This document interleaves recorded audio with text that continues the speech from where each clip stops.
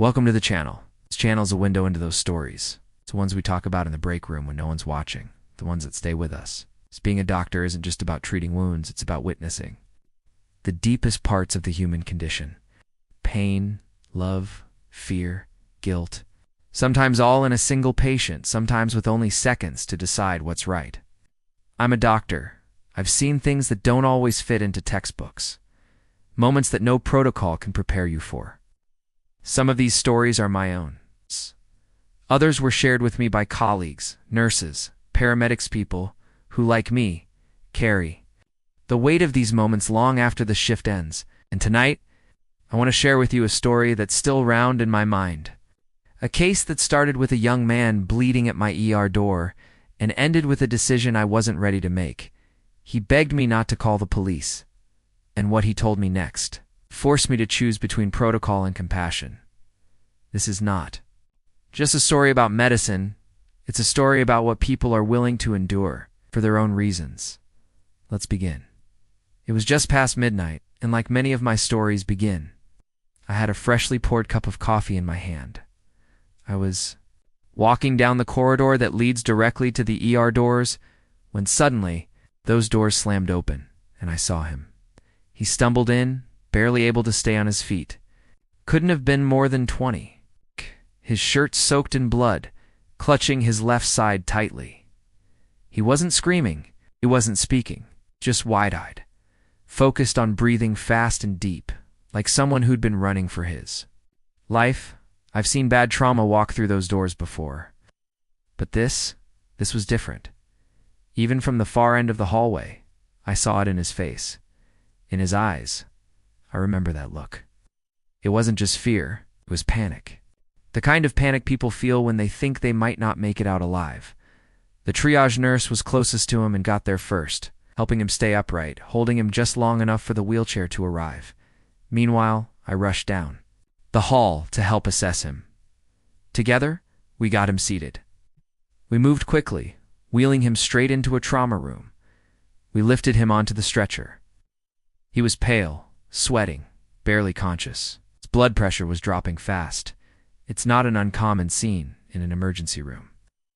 Protocols kicked in. The team moved with muscle memory. His shirt was cut open. IVs in, labs drawn, blood ordered, and then saw it clearly. One stab wound. Just beneath the left rib cage.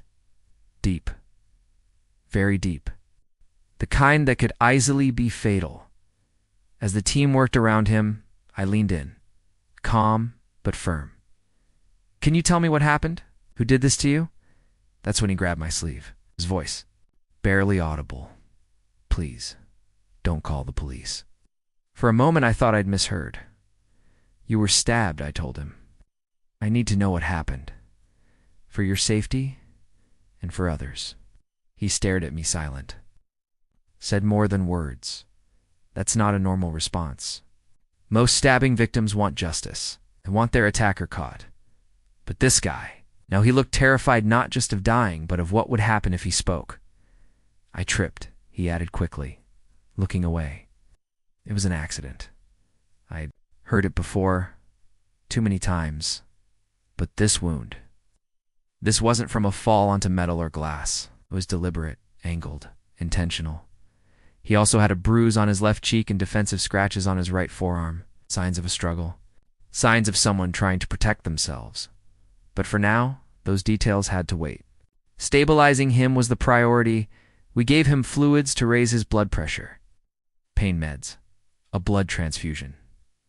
I did a bedside ultrasound, no immediate signs of organ damage. But I couldn't take that chance, so we rushed him now somewhat.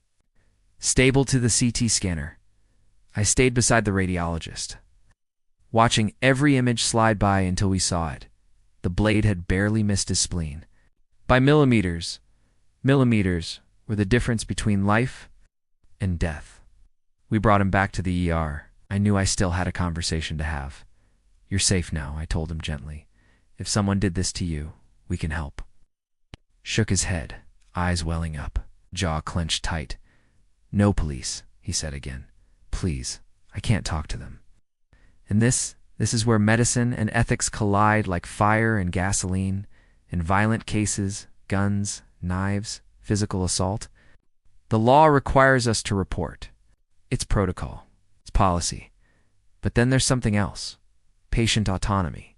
Confidentiality. Their right to choose. And while the law said one thing, the human in Mitha, doctor who sees more than symptoms, was struggling. Because this wasn't just a patient. This was a kid. Barely an adult. Bones still too light, eyes still too young to be carrying this kind of pain. What I saw wasn't just fear, was a broken heart. "I'm sorry," I said before leaving the room. "It's my duty to protect you." As I walked out, I could hear him break down again, crying silently into the pillow. I asked the nurse to stay with him, and I made the call. I always do, but even now, I wonder if it was the right choice. We kept monitoring him, doing everything we could. About 20 minutes later, the front desk let me know the officers had arrived. I made my way to them before the patient even knew they were there. I explained the situation and asked for a few more minutes alone with him. They agreed. So before walking back in, I paused at the sink outside the trauma room, ran water over my hands. Not for hygiene, but to slow my racing thoughts. Sometimes. In emergency medicine, we move too fast to feel anything. But right then, I needed to feel it, because I knew whatever came next would hurt. When I returned to the room, it wasn't the same. The panic was gone. In its place, sadness, or maybe resignation. He looked up at me, his voice cracked. As he finally spoke, it was my girlfriend. Tears threatened again. We fought. She lost it. But she's not like that. It's not who she is. Just got out of control. He wasn't afraid of her. He was protecting her. He said he'd pushed her too far emotionally. Thought she'd been stressed for weeks. That it wasn't her fault. I've heard people justify abuse before, but this time wasn't fear speaking. It was love. Twisted, loyal, and tragic. I'd rather lie, he told me. Say I fell. Say I stabbed myself. Anything. Just don't let them take her. They do. She has no one else. I'm all she's got. I just stood there. Not because I didn't know what to say, but because I didn't know what he needed to hear to understand the implications of what happened to him. So I asked, "Do you really love her?" He seemed surprised by the question. Quickly he nodded. "Of course I do. I'd do anything for her." I paused, just long enough for him to hear himself. Then I asked, "Would you ever hurt her?" He opened his mouth and stopped. His eyes dropped, and shame spread across his face like a shadow. That's when I knew. He understood. "The police are here," I said softly. "They want to talk to you." Then I stepped out and gave them the signal to come in. The officers walked in calmly, respectfully. They asked him what happened. He looked up, took a deep breath, and stuck to his story. It was an accident. My fault. They didn't press. No confession, no weapon, no witnesses. Eventually, before I discharged him, I sat beside him one last time. "You know," I said, "this isn't the first time she's hurt you, is it?" He didn't answer. I didn't blink. I handed him a folded card, a name and number of a counseling center. "Just give them a call. Just to talk, you might see things differently." He looked at it, took it without really wanting it, gave a tired, broken smile. "Thanks for patching me up, Doc. Next time, I'll be more careful." Then he walked out. I've treated gang injuries, domestic abuse, suicide attempts, even victims who turned into aggressors. But this case, one stuck with me because sometimes the most dangerous wounds aren't the ones we can see or stitch up. They're the ones people choose to carry. For love, for fear, or for both. As doctors, we can care for the body, but what happens after they walk out? That's up to them. Unfortunately, this wouldn't be the last time I saw him.